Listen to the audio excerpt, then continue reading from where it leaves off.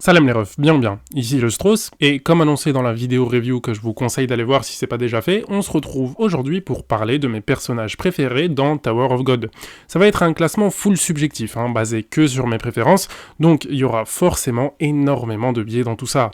Je m'attends absolument pas à ce que vous soyez d'accord avec moi, mais du coup n'hésitez pas à me faire part de votre propre classement en commentaire. Et puis évidemment, vous êtes les bienvenus pour critiquer mon classement et me dire que vous n'aimez pas mon top 1, ou encore que j'ai rien compris à l'œuvre. Par contre, je vous préviens déjà, Rachel est dans mon top, donc si vous la détestez, c'est votre dos. Tant pis pour vous. Sur ce, passons à la liste. Et pour commencer, je dois vous parler de mes mentions honorables. C'est les quelques persos que j'ai vraiment bien kiffé, mais qui n'ont malheureusement pas pu faire le cut dans le top 10. Je vais pas trop m'attarder dessus, mais du coup, il y a Edan Kun, le chef de famille de la famille Kun. J'ai beaucoup d'espoir en lui. C'est typiquement le genre de perso que je peux bien kiffer d'ici la fin d'œuvre, mais bon, comme on l'a vu qu'en version jeune à l'étage caché et dans des flashbacks, pour l'instant, je garde mes réserves. Il y a Hats aussi, je l'aimais beaucoup au début, et je pensais qu'il allait step up son jeu quand l'Eroro lui a donné l'épée du Wolexang, mais je reste un peu sur ma faim, il n'a pas encore vraiment pris la pleine mesure de son potentiel. Du coup, ça me fait un peu chier, je peux pas pleinement l'apprécier. D'ailleurs, j'ai appris qu'il était hyper jeune par rapport aux autres persos, genre il a que 29 ans, donc je suis obligé de le garder dans le FC potentiel pour l'instant, en espérant qu'il pourra en sortir un jour. Triple mention aussi pour White, Karaka et Yama, les Slayers de Fugue. Chacun était cool à sa manière, mais au final, aucun des trois ne m'a suffisamment marqué pour ouvrir la porte de mon top. Karaka, il y a encore beaucoup trop de mystères. Yama, vous verrez plus tard, mais il y a d'autres persos de sa propre storyline que j'ai préféré. Et White, bizarrement, j'ai pas spécialement apprécié le fait qu'il devienne un allié pendant si longtemps. Même si c'était pour servir ses propres intérêts, je trouve que ça lui a desservi parce que ça a trop brisé son aura d'antagoniste cruel. Après, son combat avec Bam reste exquis, donc ça va, il a pas tout perdu non plus. Et là, je me rends compte que je vais avoir beaucoup trop de mentions, mais vas-y, ça m'apprendra à vouloir faire qu'un top 10. Du coup, considérez que ceux dont je vais parler maintenant, c'est un peu mes top 13, 12 et 11. Alors, en 13, il y a Warion, la guide grotesque qui est toujours là quand il faut pour aider Bam. J'aime trop l'aura mystérieuse qu'elle dégage constamment, on sait jamais ce qu'elle pense et on sait même pas vraiment qui elle est, alors que c'est un des persos qu'on voit le plus dans l'œuvre. Elle a l'air gentille et chill, mais en même temps, si on apprenait que c'est une traîtresse qui complote depuis le début, ça me choquerait même pas tant que ça. Ça va de soi, mais je pense qu'on avancera beaucoup à son sujet quand on découvrira ses motivations pour mieux comprendre la source de ses actions, et puis aussi ses liens avec Edon, Luslek et les anciens de Fugue de manière générale. Mais bon, ça, j'ai envie de vous dire, on avancera dans TOG de manière générale à ce compte-là. En 12, le prof préféré de ton prof préféré, j'ai nommé Ha Jin-sung. Honnêtement, j'ai cru qu'il allait clamser 1 milliard de fois, mais il faut croire que le boss des boss est éternel. Énormément de sympathie pour lui. Ça se voit, c'est un détraqué repenti qui garde encore des restes de sa folie. Il fait le type chill, mais à tout moment, il est prêt à se l'envoyer si Haja. Et ça, je peux que respecter. D'ailleurs, ça tombe bien parce que en 11, c'est Calavan, le mec contre qui il a eu son meilleur combat à ce jour. Les travaux de Calavan sont titanesques. Autant au début j'étais osef sur le perso parce que j'avais l'impression que c'était juste un chien de l'armée de Jarad, autant le peu de développement qu'il a eu m'a convaincu de monter sur le train. La manière avec laquelle il a step up pour défendre ses gars contre Liboric, j'étais tellement chaud. Il voulait de cette fumée et moi aussi je voulais de cette fumée. Et puis, vas-y, son niveau d'aura est legit indécent. Et c'est pas pour faire le maxeur, mais quand il a un bracelet là, c'est vraiment n'importe quoi. Mais vas-y, je m'éternise pour rien, faut passer au top là. Du coup, à la 10e place, on a nul autre que Pobido Gustang, le chef de la famille Pobido. J'avoue, pendant longtemps, j'étais un peu osef sur lui. Genre, ok, il manigançait dans l'ombre pour faire progresser Bam, mais il y avait tellement de mystères autour de lui qu'il m'intriguait plus que ce qu'il ne m'intéressait. Un peu comme je suis actuellement sur Masqueni, par exemple. Bref, mon appréciation a complètement changé avec les flashbacks de la saison 3, quand on comprend enfin ce qu'il fait et pourquoi il le fait. Le fait qu'il accorde une telle importance à l'histoire et à sa justesse, j'avoue, je kiffe. Mais ce que je kiffe encore plus, c'est voir la manière avec laquelle il a jeté cette justesse aux oubliettes pour se protéger, lui et ses potes, de ce qu'ils étaient en train de devenir. Je trouve que Siu a trop bien raconté la déshumanisation progressive des chefs de famille. Mais du coup, c'est d'autant plus fort de la part de Gustang de se réveiller de ce sommeil éternel dans lequel ils s'étaient tous plongés pour vouloir rétablir la vérité, vérité qu'il ne connaît même pas du coup. Il fait vraiment ça juste pour la beauté du jeu. Il en a simplement marre de travestir l'histoire. Il y a encore plein de zones d'ombre sur lui, notamment par rapport à Eurasia et Anne, mais rien que le fait qu'il s'oppose à Jade et aux autres chefs de famille suffit pour qu'il entre dans le top 10. Et je dis pas ça parce que c'est le gentil qui affronte les méchants. Xiu a bien pris le temps de montrer que, de tous les chefs de famille, il n'y en a pas un qui était meilleur que les autres, c'était tous des merdes à leur manière. Mais c'est surtout la force de caractère dont Gustang fait preuve que j'apprécie chez lui. Il accepte de sacrifier tout ce que lui et ses amis d'enfance ont construit pour faire éclater la vérité au grand jour. Et ça, désolé, mais je peux que valider. Pour la 9e position maintenant, ça va être l'autre chef de famille qu'on a le plus vu, Tromerei Lopobia. Je pense que mon switch-up sur lui a été encore plus violent que celui sur Gustang, parce que Tromerei, au début, je le détestais littéralement. En même temps, l'histoire est un peu faite pour, vu que toutes les merdes qu'on rencontre sont de la famille Lopobia, donc on se doute bien que Tromerei y est pour quelque chose. Et puis même, quand il apparaît dans le nid, il est certes super fort, mais il était tellement inintéressant. Genre, ok, il peut one-shot tout le monde, mais c'était un peu tout. J'avais du mal à vraiment cerner le perso au-delà de sa loyauté pour Jade. Mais heureusement, les flashbacks et son combat contre Gustang ont pu mettre la lumière sur le crack qu'il était réellement. En vrai, je sais même pas ce que je pourrais dire que l'œuvre a pas déjà dit textuellement. Il a passé son existence à chercher comment créer artificiellement de la vie pour combler son insécurité liée aux relations humaines. Il angoisse à l'idée d'être seul, mais en même temps, il est incapable de faire confiance à des gens, car il a peur d'être trahi et de se retrouver seul à nouveau.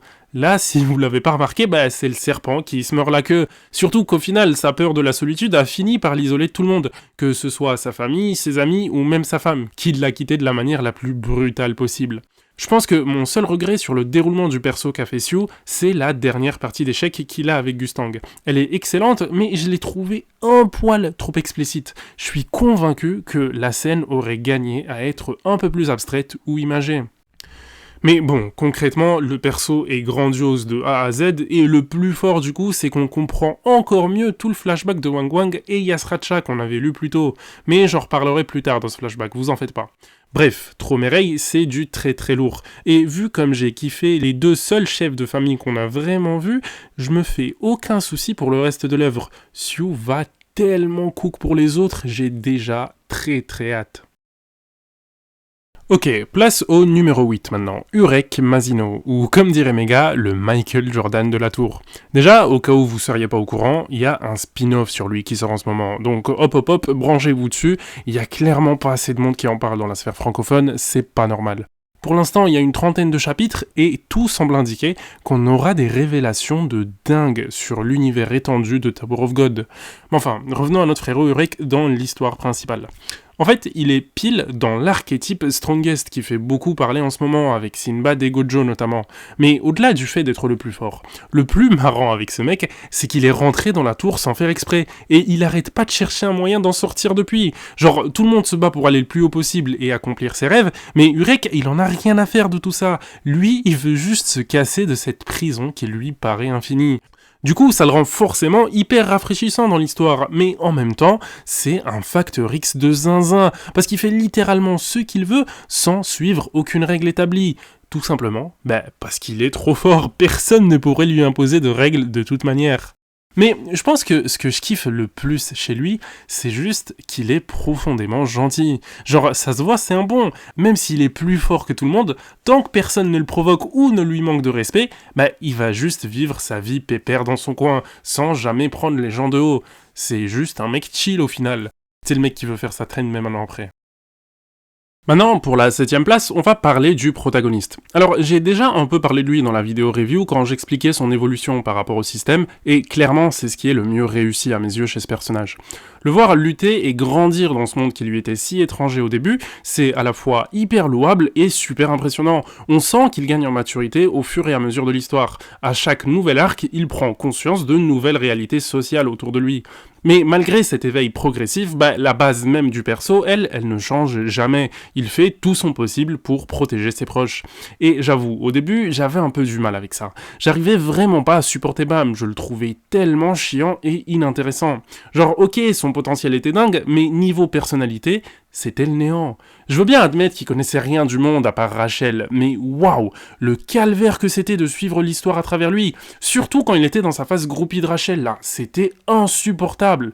En vrai, je peux remercier le FUC de l'avoir chopé parce que, mine de rien, il est devenu 1000 fois plus intéressant en saison 2 quand il devait constamment faire face au dilemme entre sauver ses potes ou choisir sa liberté. Je trouve que ça a vraiment amené le perso dans une toute nouvelle sphère et son évolution, elle a jamais arrêté depuis. Je pense que le déclic final qui m'a fait ne plus détester ou trouver chiant Bam, c'est clairement le début de la saga du train de l'enfer. Quand Rachel l'a poussé une nouvelle fois et qu'il a accepté de l'abandonner pour en faire son ennemi. À ce moment-là, on sent qu'il a enfin pris la pleine mesure de ce qu'était devenu sa relation avec Rachel. Et du coup, il est aussi devenu beaucoup plus proactif dans sa vie, parce que ses décisions ne dépendaient plus seulement de sa volonté de vouloir récupérer Rachel. Concrètement, en l'abandonnant, il est enfin devenu un perso à part entière, qui existe pour ses propres motivations. Enfin, ça c'est peut-être encore à vérifier vu toutes les dingueries que semblent avoir faites V et Harlan sur ce petit gamin. Mais bon, si on part en théorie, on n'en finit jamais avec cette histoire, donc je vais m'arrêter ici sur son cas. Sinon c'est évident qu'il y a encore une tonne de mystères qui l'entourent, mais bon, c'est un peu une constante avec ce webtoon. Ah oui, et du coup, avant de passer au prochain perso, je le répète, mais allez voir la vidéo review pour voir ce que je disais en lien à son rapport au système de la tour, à Jade et aux 10 chefs de famille. Ok, pour le numéro 6 du coup, Yoo Han-sung. Je pense que c'est sans doute le perso le plus surprenant de mon top. Et moi-même je me suis surpris à bien le kiffer un moment, alors qu'au deuxième étage, fallait voir comment je le trouvais louche.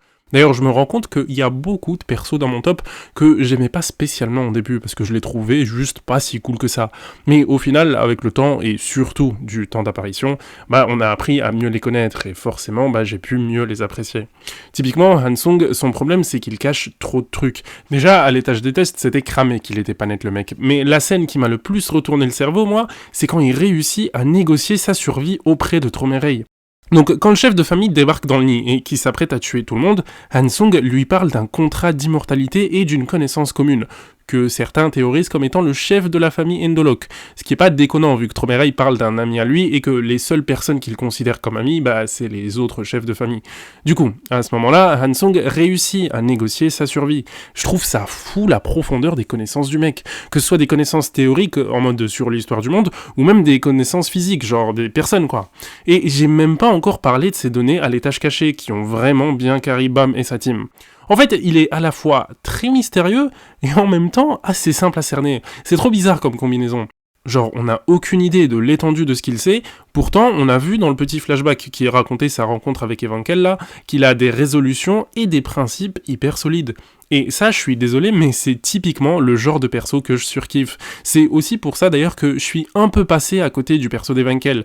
Parce qu'au final, dans le duo, j'ai un peu l'impression que c'est Han-sung le cerveau, et il ou elle, je sais jamais si Evankel c'est une meuf ou pas, ne sert que de muscles, ce qui n'est pas si intéressant à suivre que ça. Bref, tout ça pour dire, Han-sung, je le kiffe et j'ai envie d'en savoir plus sur lui. Même pas d'en savoir en fait, juste d'en voir, ça me suffit. Bon, maintenant, en 5ème position, on a le premier perso féminin du top. Et en disant ça, je me rends compte que j'en ai pas tant que ça au final, que ce soit dans mon top ou dans mes mentions d'ailleurs. Alors qu'en vrai, il y en a pas mal que j'ai bien kiffé. Juste, généralement, c'était trop court ou trop léger pour vraiment en parler. Du coup, soyons fous, on est à la moitié de la vidéo, donc allez, hop, petite sortie de piste pour vous faire quelques mentions en vrac des persos féminins que j'ai trouvé cool dans Tower of God. Alors, on a Endorsi, Kaiser, Maskeni, Repelista, Lilial et Shilial Jahad, Yura, petite princesse aux cheveux bleus, Tara Pobido, et là, je suis obligé de marquer une pause, parce que, waouh, qu'est-ce qu'elle était forte! J'étais dégoûté quand Xiu l'a tuée, parce que si elle était restée plus longtemps dans l'histoire, elle aurait tellement éclaté mon top. Il y a les esprits des 13 mois aussi, je sais pas si on les compte vraiment comme des persos, mais elles ont une petite aura fouteuse de merde que j'aime trop. Ça se voit, elles sont là que pour le divertissement. Et pour finir cette liste, il y a Garam Jahad, notre lore dumpeuse préférée. Honte à moi, je me rends compte pendant le montage que j'ai juste oublié de mentionner un des meilleurs persos féminins de l'histoire, à savoir Dawon.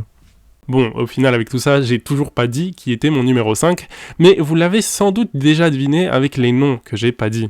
Donc, en 5e position, on a nul autre que Yuri Jade, la seule et l'unique, la princesse de Jade, la plus folle de toute la tour. Alors, par où commencer avec celle-là? Déjà, je pense que j'ai mis du temps à réaliser la dinguerie qu'elle avait faite au début de l'histoire quand elle redescend à l'étage 1 pour aider un irrégulier en lui filant le Mars Noir. Genre, c'est tellement n'importe quoi quand on prend pleinement conscience de ce qu'est la tour, de ce que sont les rankers, de ce que sont les princesses de Jade, et surtout de ce que sont les princesses de Jade qui ont un des 13 mois. En fait, elle est tellement folle, c'est impossible à décrire. Et le pire, c'est qu'elle est une des princesses préférées de Jade. Et en même temps, elle a un soft spot auprès de la chef de la famille Ha. Donc au final, elle a un peu tout gagné à la vie. Genre, elle fait littéralement ce qu'elle veut, sans considération pour les règles imposées aux princesses, mais sans vraie répercussion derrière non plus. C'est trop kiffant à lire. Et puis, j'en ai pas parlé tout à l'heure, mais son duo avec Urek, il marche tellement bien. On dirait un peu des parents pour Bam, mais des parents un peu dysfonctionnels, genre. Tu sais que tu peux toujours compter sur eux, mais pas trop non plus, parce qu'il y aura toujours un truc qui coince derrière.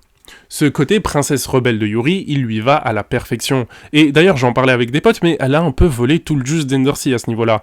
Parce qu'elle aussi, au début, on se dit qu'elle va être une princesse rebelle qui respecte aucune règle. Ce qu'elle est au final, mais elle est tellement moins intéressante que Yuri.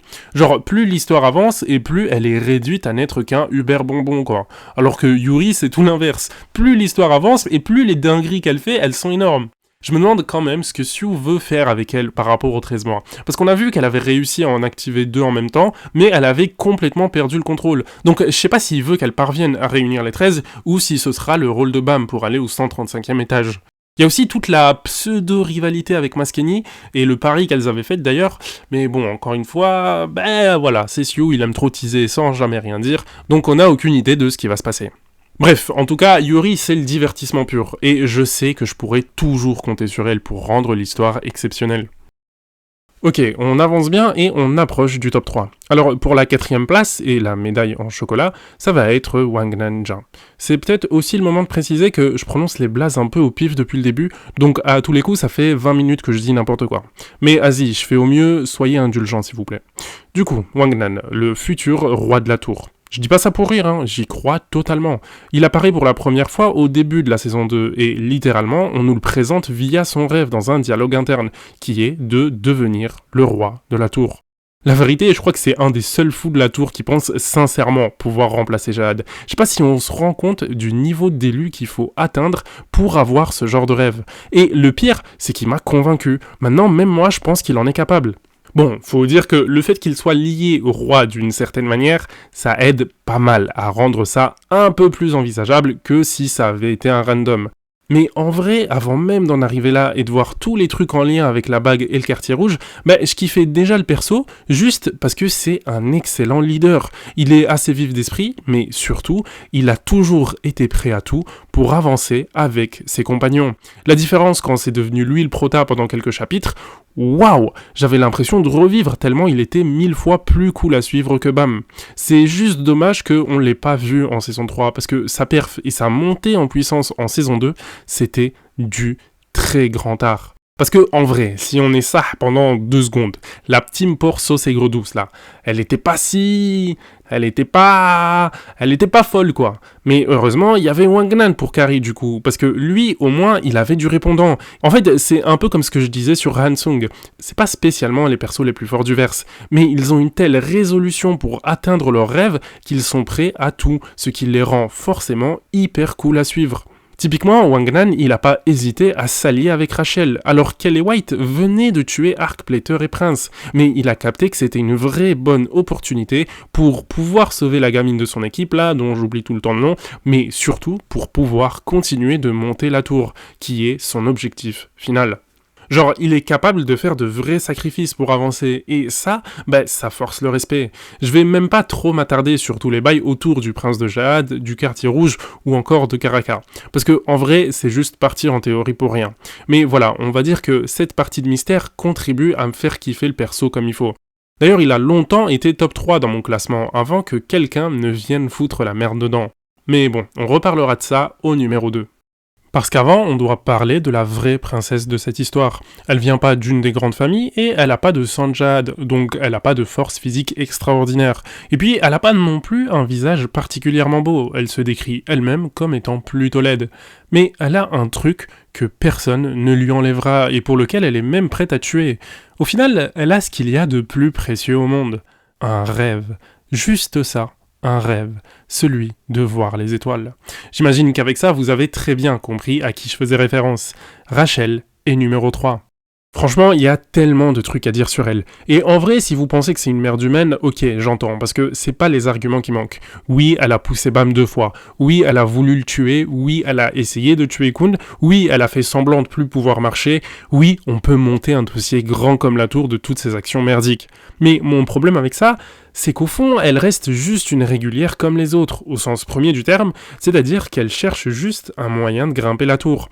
Donc forcément, elle commet des actes qui sont pas toujours moraux, mais je sais pas si vous avez fait attention en lisant, les seuls personnages qui ont le luxe d'être moraux, c'est les personnages puissants. Les autres sont tous soumis aux lois de la tour. Et cette tour, elle transforme les gens en monstres pour pouvoir grimper. C'est ça le système de la tour, c'est ça sa compétitivité.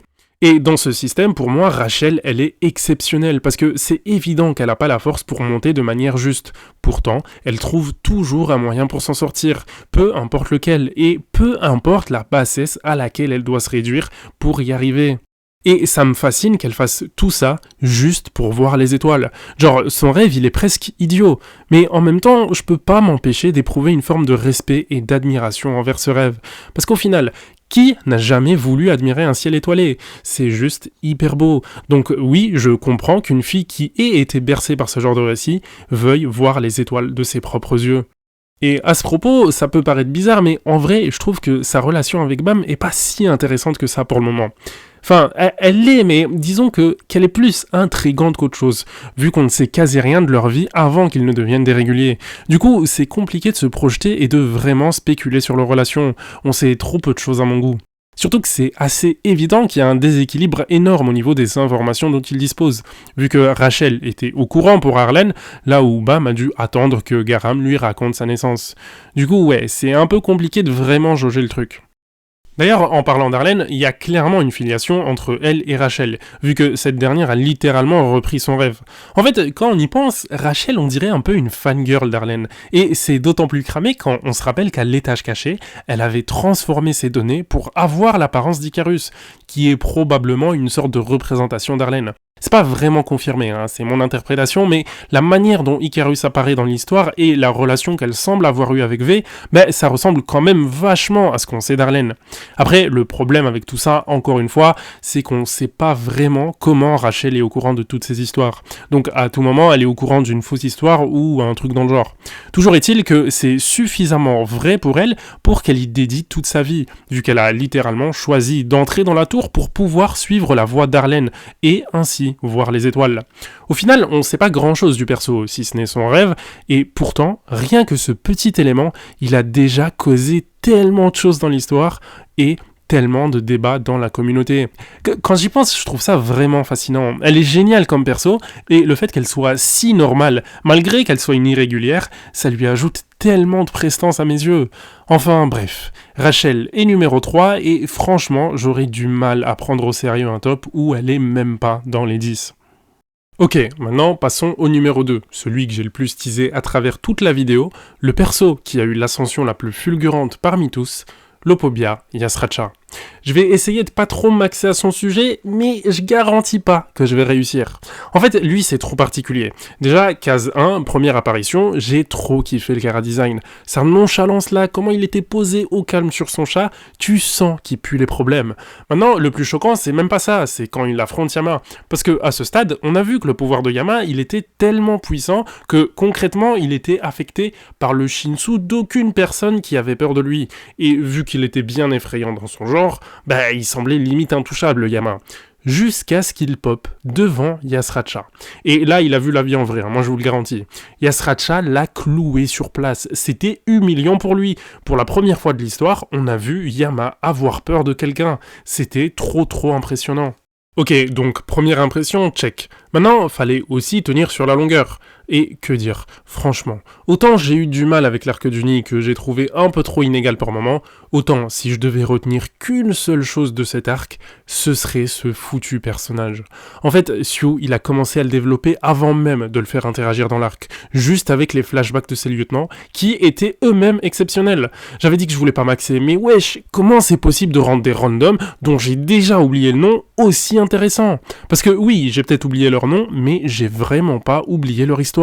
Et le truc, c'est que pour chacun d'eux, on voit aussi comment Yasracha réagit. Donc on en apprend plus sur lui à mesure qu'on en apprend sur ses subordonnés. Mais tout ça là, c'est que la mise en bouche encore. Parce qu'au final, on sait même pas vraiment qui est Yasracha. Enfin, on commence à avoir une idée, mais on sent bien qu'il y a un élément du lore qui nous échappe. Parce que sa relation avec Yama et Tromerei est encore un peu trop bizarre. Perso, ça m'aurait suffi s'il avait juste été un fils de Tromerei et que donc il était pleinement dans son camp. Genre le combat avec Yama, il était déjà suffisamment marquant comme ça. Mais Sue en a décidé autrement. Il a décidé de faire de ce personnage une masterclass d'écriture. Du coup, hop, nouveau flashback dans la gueule qui nous détaille encore plus en profondeur tout le passé d'Yasracha, comment il en est venu à être récupéré par Tromerei, son amitié avec Wang Wang, le daron de Doom et Yama, comment il a toujours voulu un semblant de liberté, et surtout, comment il a jamais vraiment réussi à s'échapper du contrôle de Tromerei. C'était tellement beau à voir, et pour l'instant c'est facile mon flashback préféré, même si ceux de Tromerei avec Gustang et Amizu étaient pas mal aussi dans leur genre. En fait les deux ont ce point commun qui me les fait autant apprécier, c'est qu'on ressent toute la tragédie des personnages. J'ai parlé de celle de Tromerei et son angoisse liée à la solitude plus tôt, Yasracha c'est un peu pareil, sauf que lui c'est la liberté qui l'obsédait, il voulait à tout prix pouvoir être libre, et il enviait Wang Wang qui avait cette liberté mais qui n'en profitait pas. Ça le bouffait de l'intérieur de pas pouvoir faire ce qu'il voulait et de voir que quelqu'un qui pouvait faire ce qu'il voulait ne le faisait pas. Sauf qu'au final, avec le temps, il a vraiment fini par s'attacher à lui et à devenir pote avec Wang Wang. Mais il avait toujours ce petit brin de jalousie en lui. Alors il a comploté et échoué. Indirectement, Yasracha a fini par causer la mort de son meilleur ami. Il a essayé tant bien que mal de se racheter en couvrant pour ses gosses, mais même ça, il n'a pas réussi à bien le faire. Sa promesse à Wang Wang de s'occuper d'eux et de les tenir écartés du danger n'a pas tenu longtemps, vu qu'Yama est devenu Slayer et qu'il en veut désormais à Tromerei, la source de tous ses problèmes. Quand les trois se sont retrouvés l'un à côté de l'autre au nid, c'était assez particulier. Petit rire nerveux un peu de ma part. Parce que c'est plus seulement Yama qui était en danger. Yasracha l'était tout autant maintenant, alors qu'il avait réussi tant bien que mal à s'extirper de l'influence de Tromerei, en rejoignant l'armée de Jahad. Et un autre truc trop cool avec ce perso d'ailleurs, c'est comment il est passé du mec le plus effrayant sur le champ de bataille à juste un autre pélo aux yeux de Tromerei. Genre, en une seconde, tout a changé juste avec l'apparition du chef de famille. Et le frérot qui paraissait imbattable, subitement, il fait beaucoup moins peur. Bref, j'ai l'impression que je suis juste en train de raconter toute son histoire, mais vraiment, la manière avec laquelle Sue a déroulé ce perso, c'est du très grand art. Il est que top 2, mais c'est clairement le perso que j'ai trouvé le mieux écrit de toute l'œuvre. Parce que Sue a pas arrêté de nous faire danser quant à son positionnement. Donc au final, on peut dire qu'il a plutôt bien respecté sa métaphore féline, vu qu'Yasracha, comme un chat, n'a jamais arrêté de nous surprendre. Vous l'avez ? Bref. Mais alors, si je considère que c'est Yasracha le perso le mieux écrit, qui donc est à la première place ? Très bonne question, cher viewer. Eh bien, ce n'est nul autre que Kun Agüero Agnès, que je vais juste appeler Kun par facilité, parce que si je dis Agüero, je vais penser aux joueurs de foot, et si je dis Agnès, je vais penser à Damso et ses refs à Agnès Obel. Donc, ce sera Kun. Du coup, lui, c'est très simple. Un peu comme Wangnan, j'ai jamais douté du gars. De toute façon, c'était pas compliqué à voir, il puait le talent à des kilomètres. Et très vite, il m'a rassuré, puis convaincu qu'il allait rester top 1 très longtemps. D'ailleurs, si Yasracha a pas réussi à le déloger, j'ai vraiment du mal à imaginer que quelqu'un puisse y arriver un jour. Peut-être Edan, son père, sait-on jamais ? Le truc avec Kun, c'est qu'il est super intelligent. Ça paraît simple dit comme ça parce que c'est absolument pas le seul de l'œuvre, mais c'est exactement l'archétype de perso que je surkiffe dans une histoire. Le mec qui pense avant d'agir, toujours avec des plans farfelus, bien perchés, mais toujours avec un coup d'avance sur tout le monde.